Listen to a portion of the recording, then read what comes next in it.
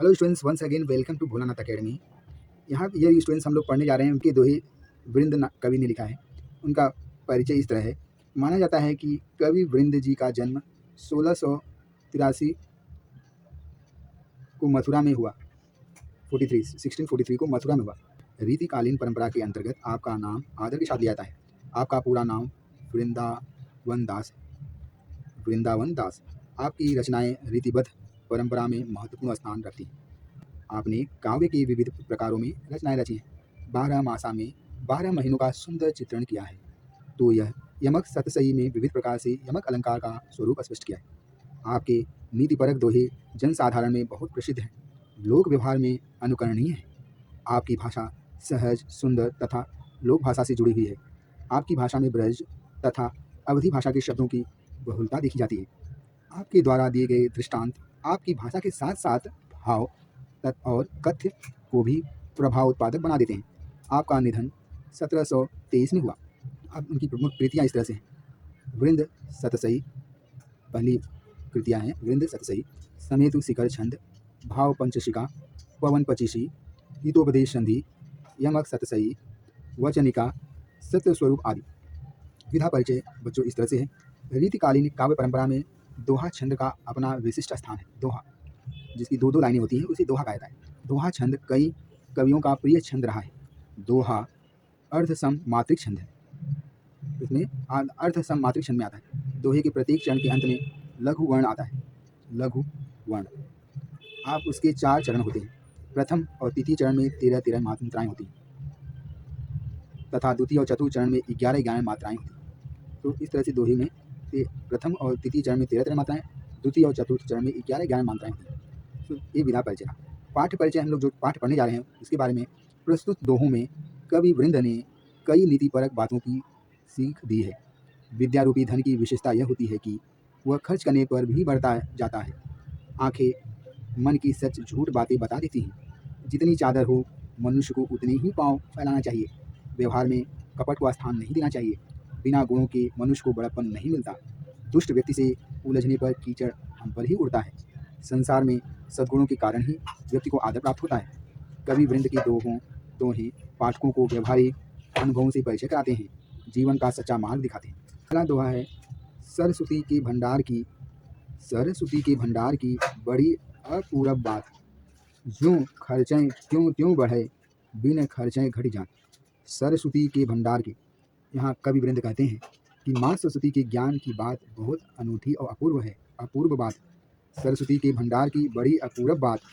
कवि वृंद कहते हैं माँ सरस्वती के ज्ञान की बात बहुत अनूठी और अपूर्व बात है। इस ज्यों खर्चें त्यों त्यों बढ़े, इस ज्ञान के भंडार को जितना खर्च किया जाए अर्थात जितना बांटा जाए उतना ही बढ़ता है। बिन खर्चे घट जात, यदि ज्ञान को बांटा न जाए तो इसमें कमी आ जाती है। बिन खर्चे घट जात। दूसरा दोहा हम लोग देख रहे हैं जिसमें इसे दोहा कहते हैं क्योंकि यहाँ 2 सेंटेंस होते हैं, इसीलिए इसको दोहा कहा। नैना देत बताए सब,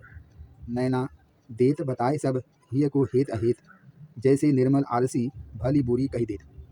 कवि वृंद कहते हैं कि आंखें हित अहित की सारी बातें उसी तरह बता देती हैं जैसे निर्मल आईने से अच्छी और बुरी दोनों की बातों का पता चल जाता है। नैना देत बताए सब, हित को हेत अहित, जैसे निर्मल आलसी भली बुरी कही देत। नैना देत बताई सब। कवि वृंद कहते हैं कि आंखें हित और अहित की सारी बातें उसी तरह बता देती हैं।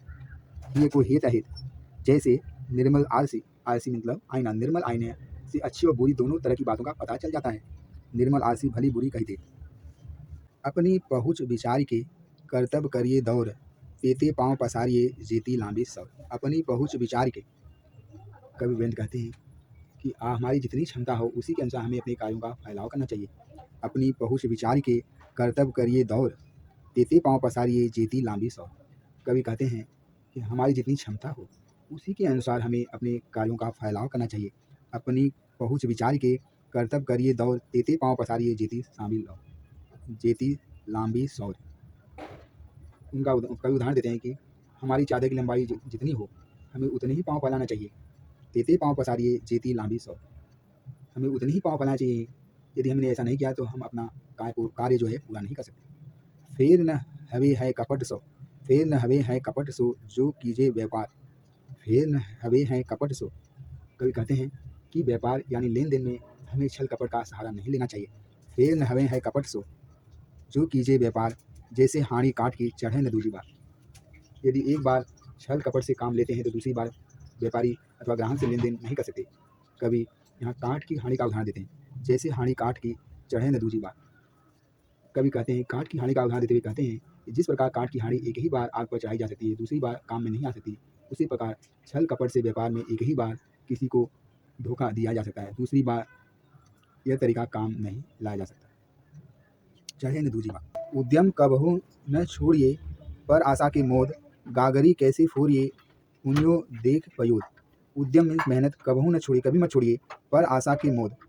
यहाँ कवि कहते हैं कि मनुष्य को किसी सहारे की आशा में खुद का प्रयत्न करना छोड़ नहीं देना चाहिए। उद्यम मतलब मेहनत, कबहू न छोड़िए पर आशा की मोद, गागरी कैसे फोड़िए, गागरी कभी मत फोड़िए, उन्यों दे पयोद। कवि कहते हैं क्या बादल के घिर जाने पर उससे मिलने वाले विपुल जल की उम्मीद में कोई पानी रखने का जलपात्र यानी गागरी फोड़ कर फेंक देता है क्या? गागरी कैसे फोड़िए, उन्यों देख पयोद। उन्यों मतलब बादल घिर जाने पर विपुल जल की पानी की लालसा से क्या गागरी कैसे फोड़ सकते हैं? कछु कहीं नीच न छेड़िए, कछु कहीं नीच न छेड़िए भलो न वाको संग। कवि कहते हैं कि नीच अर्थात बुरे आदमी को कभी कुछ कहकर छेड़ना नहीं चाहिए, जो बुरा आदमी है। कछु कहीं नीच न छेड़िए, कछु कहीं नीच न छेड़िए भलो न वाको संग। कवि कहते हैं कि नीच अर्थात बुरे आदमी को कभी कुछ कहकर छेड़ना नहीं चाहिए, क्यों पाथर डारो कीच में उछरे विगारी अंग। क्योंकि जैसे कीचड़ में पत्थर फेंकने पर कीचड़ की गंदगी अपने ही ऊपर आती है, उसी तरह बुरे आदमी को कही गई बातों को उसके द्वारा कहे गए अशब्द हमें सुनने पड़ते हैं।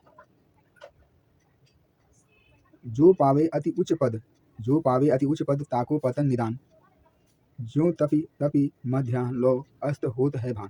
जो पावे अति उच्च पद, जिस व्यक्ति को उच्च पद प्राप्त होता है उसका भी एक न एक दिन पतन होना निश्चित है। जो पावे अति उच्च पद ताको पतन निदान, एक न एक दिन उसका पतन होना निश्चित है। जो तपि तपि मध्याह्न लो अस्त होत है भान, जिस प्रकार मध्याह्न का सूर्य उस समय बहुत तपता है पर उससे भी एक समय अस्त हो जाना पड़ता है। अस्त होत है भान, भान मतलब सूरज। जो जाको गुण जान ही सो होती ही आदर दे, जिस व्यक्ति को जिस चीज़ के गुणों के बारे में जानकारी होती है वो उसे ही सम्मान देता है। कोकिल अम्बही लेत है काग निबोरी लेत, जैसे कोयल का आम का स्वाद लेती है और कौवा निबोरिया ही खाता है। कोकली अम्बई मतलब आम ही लेता है, काग निबोरी लेत, कौवा जो है नीम के बौरों को खाता है। आप अकारज आपनो करत कुबुध के साथ। कवि कहते हैं अविवेक के साथ किया गया कार्य स्वयं के लिए हानिकारक सिद्ध होता है। आप अकारज आपनो कर्तव्य कुबुध के साथ, आप अकारज आपनो। कवि कहते हैं कि अविवेक के साथ किया गया कार्य स्वयं के लिए हानिकारक होता है। अविवेक के साथ किया गया कार्य, आप अकारज आपनो कर्तव्य कुबुध के साथ। कवि कहते हैं कि अविवेक के साथ किया गया कार्य स्वयं के लिए हानिकारक होता है।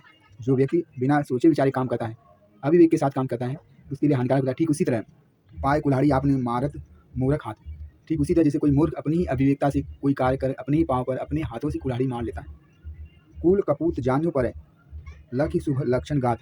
कवि कहते हैं कि पालने में बच्चे के शरीर के लक्षण देखकर उसके अच्छे बुरे होने का पता चल जाता है। कूल कपूत जान्यो पर लखि शुभ लक्षण गाथ, पालन में बच्चे के शरीर के लक्षण को देखकर ही अच्छे बुरे होने का पता चल जाता है। जैसे कि होनहार बीरवान के होठ चिकने पात, कूल कपूत जान्यो लखि शुभ लक्षण गाथ, होनहार बीरवान के होठ चिकने पात। किसी पौधे के चिकने या स्वस्थ पत्ते देखकर उसके होनहार होने के लक्षण दिखाई देते हैं। लखि शुभ लक्षण गाथ, कूल कपूत जान्यो पर लख शुभ लक्षण गाथ, होनहार बीरवान के होठ चिकने पात। चिकने पात का मतलब होता है किसी पौधे के अगर पत्ते स्वस्थ और चिकने लगें तो समझ जाना चाहिए कि लक्षण अच्छे दिखाई देते हैं। किसी पौधे के चिकने और स्वस्थ पत्ते देख के उसकी होनहार होने के लक्षण दिखाई देते हैं। पेड़ आगे कैसा रहेगा उसके पत्ते को देख के ही पता लगा सकता है। होठ चिकने पात, पात का मतलब होता है पत्ते, चिकने मतलब चिकने और स्वस्थ। तो होनहार बीरवान के होठ चिकने पात, कूल कपूत जान पर लखि शुभ लक्षण गाथ, होनहार बीरवान के होठ चिकने पात। तो स्टूडेंट्स इस तरह से इस सभी दोनों का अर्थ हमने आपको बता दिया है। तो हमारी वीडियो को बार-बार देखते हैं ताकि आप इसे अच्छी तरह से समझ जाएं। If you like my video, please share it, subscribe it. Thank you very much. Have a nice day. God bless you.